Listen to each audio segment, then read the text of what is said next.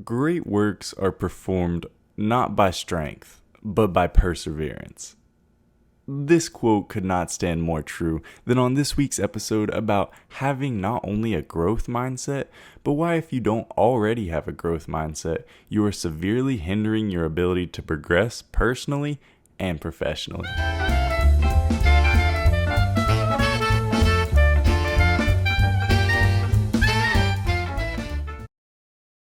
What is a growth mindset? This term is often misconstrued with other positive affirmations, such as being productive or having a positive outlook. And don't get me wrong, these are key aspects of a growth mindset, but it is rather a systematic approach to overcoming adversity in whatever category you decide to implement it in. Now, I know I usually keep it to 3 bullet points, but this week, in order to fully describe this in the most simplistic way possible, I'm going to use the example of a tower. There are 4 parts to having an effective growth mindset, each representing a piece of a tower. These 4 are labeled setting yourself up for success, putting effort towards that success, maintaining the success, and the last achievement of the success. If one piece is weak or absent, the whole tower comes collapsing down shortly after. Keep this in mind.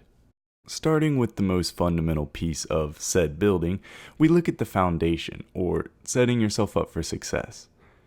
The foundation consists of 3 parts, and the first one being, to no one's surprise, a positive attitude. If you have a negative or even stoic mindset going in, you will not be able to fully accept a setback or defeat as nothing more than a learning experience. A positive attitude lets you extract the hidden good out of a bad situation, allowing the implementation of a growth mindset function much more smoothly.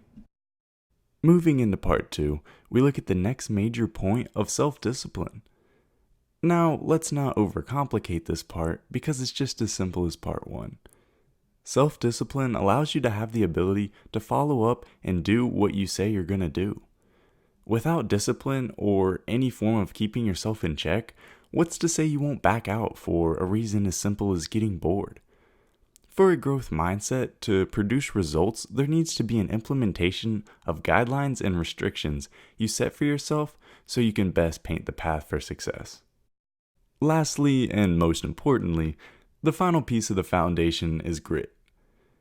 Grit by itself is nothing more than strength of character, but when combined with a positive attitude and self-discipline, grit has a synthesizer that makes true hard work possible.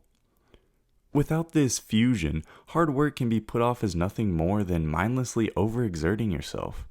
Grit invites perseverance and diligence into this newly developed growth mindset, making the chances of true progress astronomically more possible. These 3 pieces fundamentalize the foundation. If one is missing or weak, the whole tower, like I said earlier in my example, is being poorly constructed, or, in more simple terms, you're setting yourself up for failure down the road. Moving to the next piece of the tower, we actually have the tower itself, or putting effort towards that success. You now have a solid foundation to build off of, so you can move to the next step of gathering information. Now, I'm going to combine the next 2 parts because they go hand in hand. You have fully set yourself up to best achieve success, and it's now time to gather information. You cannot grow if you cannot learn. Gathering as much information on the topic you are trying to achieve success in allows you to have a vast pool of knowledge to pull from. This being said, the second point is being able to take that pool of knowledge and refine it down to what's truly important. To give a quick example, if you were trying to get a 1500 on the next SAT, you would gather up as much information available to you as possible. Notes, textbooks, YouTube videos, podcasts, blogs, but not all of that information is useful to you. Having the ability to deduce what is and isn't important will save you the time you need to master the important information. Now you might be thinking, well, we have a positive attitude, we've developed a strong sense of self-discipline, followed with grit that allows us to get stuff done effectively. We've accumulated all the information we need to grow and refined it to best absorb said information. What do we do now? Getting into the third part of the tower, we have the staff inside the building or maintaining the success. You have already built the entire building. All you have to do is keep consistently doing what you're doing. The metaphor of the staff inside the building refers to how useless a building is if people aren't inside it, actively updating it, and working in it. This applies to a growth mindset. When you finally have the ball rolling, you have to make sure the ball doesn't stop rolling. I'm going to be honest with you. If there's a spot where people fall off, it's here. This might be the hardest part of the whole equation.